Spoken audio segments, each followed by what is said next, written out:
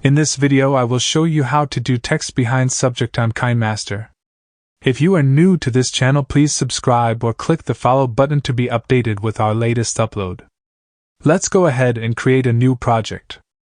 Import your video. Now we need to duplicate this video as a layer by tapping the video, then click this 3 dots button, and click Duplicate as Layer. Now scale up the layer to match the background video perfectly. Now select the duplicate layer, then choose the Magic Remover tool at the side. It will start removing the background, wait for it to complete. After that, you can now add a text. Tap on Layer, then select Text. Scale up the text to your desired size. You can also change the font of your text.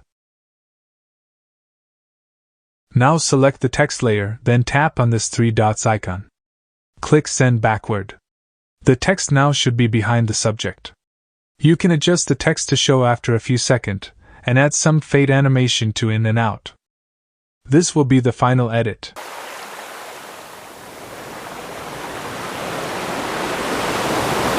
For more how-to tutorials, please subscribe or click our other videos to keep on watching.